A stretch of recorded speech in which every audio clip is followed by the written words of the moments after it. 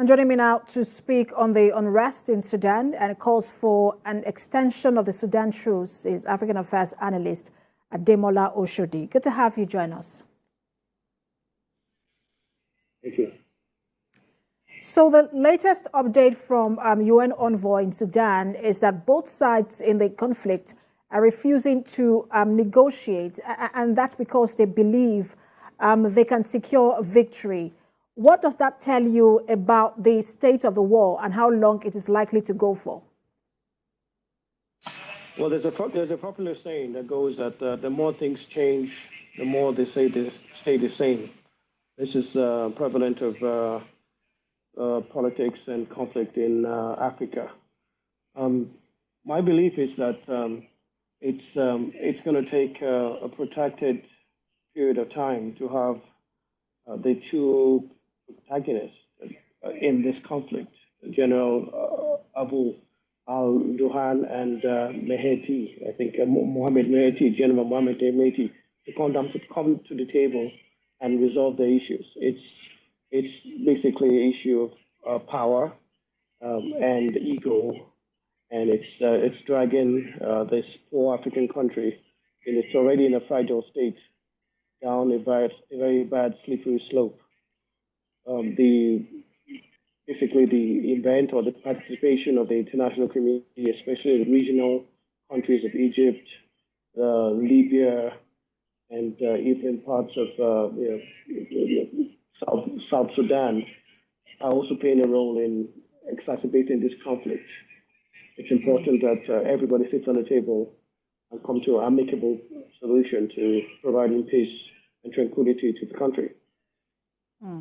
And interesting you mentioned Libya, because there are reports that Sudan's neighbors are getting involved and taking sides. Egypt was earlier offering to mediate, but there are also reports that Egypt might be supporting the military force, the armed military, the military force. And then we also understand that Libya and some parts of the Arab Emirates is supporting the paramilitary group.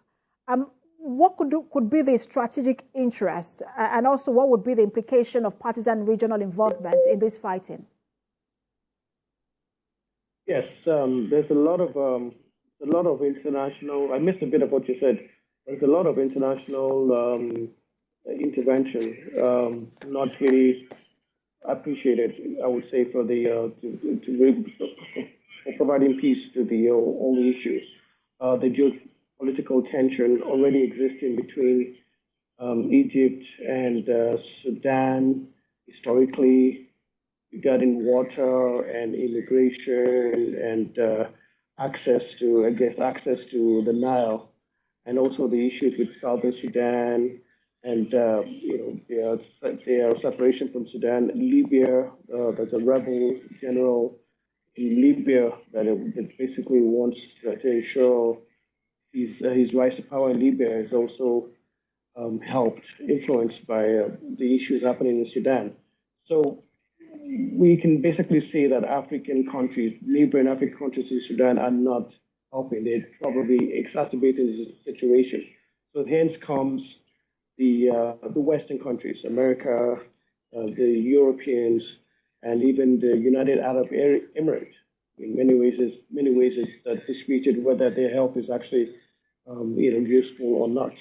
But we need strong powers to basically ensure the truce, or the truce that is happening right now, or the few days of truce, whereby humanitarian assistance is allowed to continue. It's continued further, whereby there's a peace agreement and also a negotiated settlement for both parties.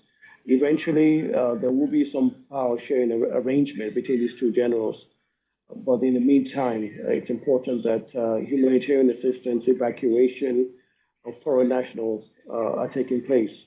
I know foreign countries, including Nigeria, with the Nigerian Diaspora Commission, have made every effort to evacuate Nigerian nationals stuck in Sudan. Other countries have taken also positions regarding that also. The most important thing right now is to ensure the truce is elongated, peace is brought about, and a negotiated settlement is the eventual outcome. Obviously, when we have conflicts like this in Africa, we don't want it to extend beyond any crazy period of time, and also provide high ethnic dimension and bring in international bodies or international elements that would just exacerbate the situation and provide more issues to a poor continent that is dealing with famine, issues of COVID. Absolutely. African Affairs Analyst Ademola Oshodi, thank you so much for talking to us.